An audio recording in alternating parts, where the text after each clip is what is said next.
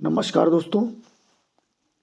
12,091 का जब से ऑर्डर आया है तब से कुछ स्थितियां ऐसी बनी हैं कि जो 90-105 वाले कैंडिडेट हैं और बहुत सारे लोग प्रदेश में जो है ये कह रहे हैं कि जो है 90-105 वाले भी लड़ेंगे। अभी तक आप ये देखिए, पहली बात कि अगर 12,091 का कोई भी व्यक्ति आपसे कम अंक वाला, जिनका इस लिस्ट में नाम नहीं है, नियुक्ति पाता है तो उसी नियुक्ति के आधार पर आपको आगे नियुक्ति मिलेगी। ये पूरी से तरीके से तय है, तो वीडियो को पूरा देखिएगा। दोस्तों, ये जो आप विज्ञप्ति यहाँ पर देख रहे हैं, ये विज्ञप्ति है प्रत्यावेदन की, और इसमें स्पष्ट लिखा है कि 70% और 60% वाले ऐसे अभ्यर्थी जो काउंसलिंग कराने के पश्चात भी नियुक्ति ना पाए हों, उनसे प्रत्यावेदन आमंत्रित किए जाते हैं।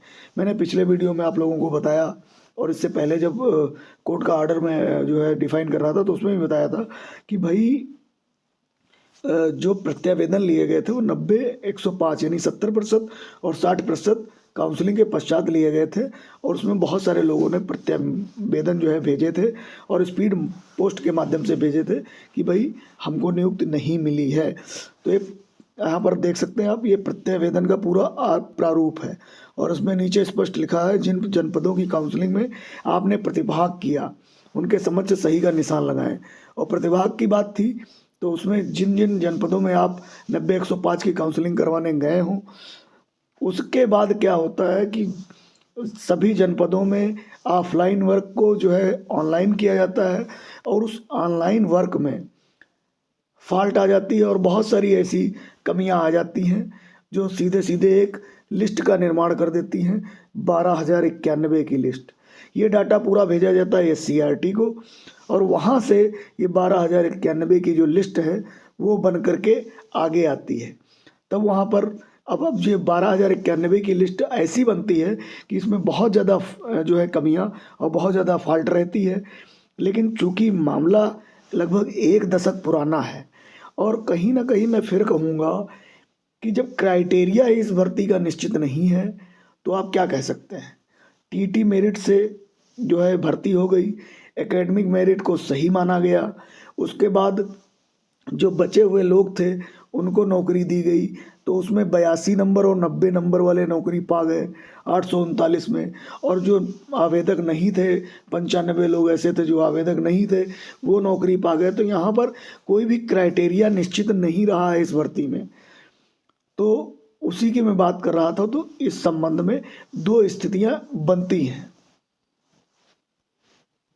तो दोस्तों, पहली स्थिति है कि अभी तक कोई ऑर्डर इस तरीके से, सारे कंटेम्प्ट खारिज हो रहे थे, कोई भी ऑर्डर नहीं हो रहा था, किसी के लिए नहीं हो रहा था।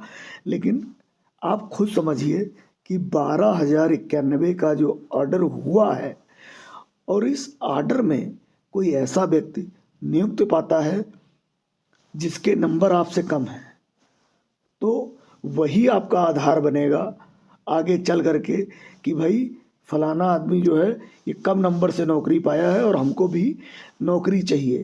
तो वहाँ पे आपका राइट और भी ज़्यादा मजबूत हो जाएगा। क्योंकि इस भर्ती में क्राइटेरिया की बात करें तो पहला क्राइटेरिया जो है सुप्रीम कोर्ट ने निर्धारित कर रखा है 90-105। उसके बाद दूसरा क्राइटेरिया भी सुप्रीम कोर्ट द्वारा ही निर्धारित है कि भाई 82 और 90 वाले जॉब में हैं और 115 नंबर वाले बाहर हैं। कई ऐसे विद्यार्थी लगातार कमेंट कर रहे हैं, लगातार जो है मैसेज कर रहे हैं कि भाई हमारा 115 नंबर है लेकिन हमारा जो है 12,091 की लिस्ट में नाम नहीं है, हम क्या करें, हम कैसे क्या करें। और बहुत सारे लोग सोशल मीडिया के माध्यम से आप लोगों ने देखा होगा कि बहुत सारे लोग कह रहे हैं कि भाई हमें याची शुल्क भेज दीजिए, हमें। भाई याची बहुत हो चुका, बहुत सारी चीज़ें हैं। अब समय है सिर्फ और सिर्फ अंतिम लड़ाई लड़ने का, और कोर्ट के द्वारा, अगर गवर्नमेंट नहीं कर रही तो कोर्ट के द्वारा अपनी जॉब सुरक्षित करने का। लेकिन अब हो क्या रहा है कि भ्रम की स्थिति में ना रहिए बिल्कुल भी। आप अगर ऑर्डर पढ़ सकते हैं तो उस ऑर्डर की व्याख्या को पढ़िए, उस ऑर्डर में पूरी तरीके से एक एक चीज़ डिफाइन की गई है कि कब 2011 का आपका जो है विज्ञापन आया, कब 2012 का विज्ञापन आया, और कितने चरणों में सुप्रीम कोर्ट ने काउंसलिंग कराई, और किस तरीके से जो है एनसीटी की बात को माना कि टीटी केवल पासिंग मार्क है और एकेडमिक मेरिट सही है, ये चीज़ भी उसमें मेंशन की गई। और किस तरीके से जब 14,000 वैकेंट सीटें रह जाती हैं तो किस तरीके से 12,091 की लिस्ट बनती है, किस तरीके से 90-105 की काउंसलिंग होती है, ये सारा डिटेल उस ऑर्डर में दिया गया है। और एक एक पॉइंट जो है अदालत का, कोर्ट का, वो माने रखता है। जैसे कि जब ये 25 जुलाई 2017 को ऑर्डर आया था तो आपको याद होगा कि उसमें लिबर्टी का प्रयोग कर दिया, और लिबर्टी किसके लिए प्रयोग किया? सरकार के लिए। और सरकार ने उसी लिबर्टी शब्द का फ़ायदा उठाया और आज तक किसी को अपॉइंटमेंट सरकार ने नहीं दिया। इसी प्रकार जब ये 12,091 का मैटर लगातार चलता आया तो सुप्रीम कोर्ट ने कहा कि भाई आप आर्टिकल 32 के तहत यहाँ क्यों आए हैं? आर्टिकल 226 से आपका राइट सुरक्षित है, हाईकोर्ट में, आप हाईकोर्ट जाइए। हाईकोर्ट से 12,091 वालों को जो है अलाउ किया गया कि भाई इनकी भी काउंसलिंग कराई जाए और इनका भी किया जाए।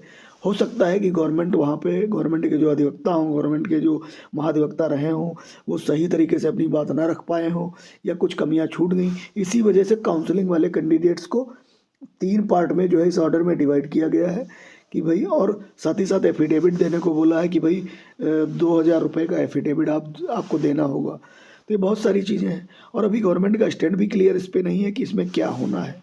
और सोशल मीडिया के माध्यम से पता चलता कि बहुत सारी चीज़ें, बहुत लोग परेशान हैं, बहुत पता नहीं क्या हो गया है।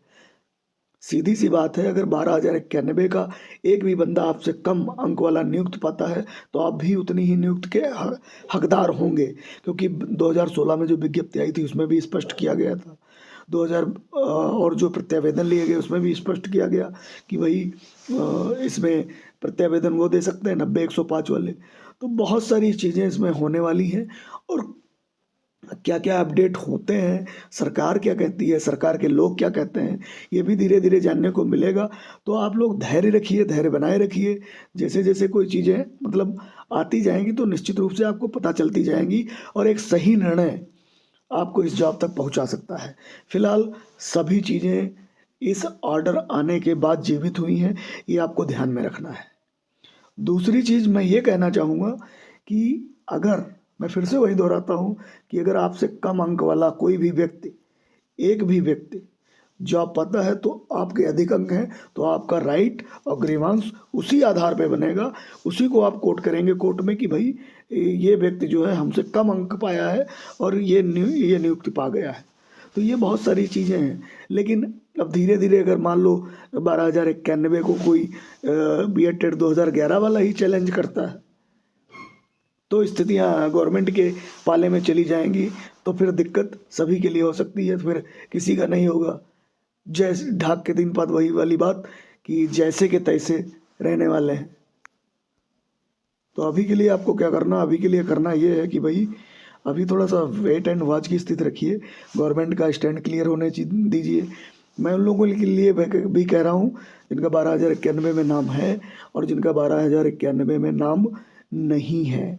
अगर पूरी तरीके से क्लियर ऑर्डर होता कि भाई कोई बात नहीं, जितने भी ये कैंडिडेट 12,091 वाले हैं इनको सबको आपको नौकरी देनी है, जैसा कि 1100 याचियों में हुआ था, जैसा कि 839 लोग अपॉइंटमेंट पाए थे। तो क्लियर अगर पूरी तरीके से अपॉइंटमेंट का ऑर्डर होता तो हाँ निश्चित रूप से एक बेस बन जाता कि भाई अपॉइंटमेंट का ऑर्डर है। लेकिन इसमें चीज़ें जो हैं बहुत ही, इसमें आप ऑर्डर देखेंगे तो बहुत ज़्यादा एरर आप पाएंगे। लेकिन चीज़ें 10 साल में जिस तरीके से हुई हैं उन चीज़ों को कहीं ना कहीं वो अभ्यर्थियों की गलती नहीं है, और अभ्यर्थियों की गलती नहीं है इस वजह से वो अपॉइंटमेंट के हकदार हैं। तो बहुत ज़्यादा राइट्स बनते हैं।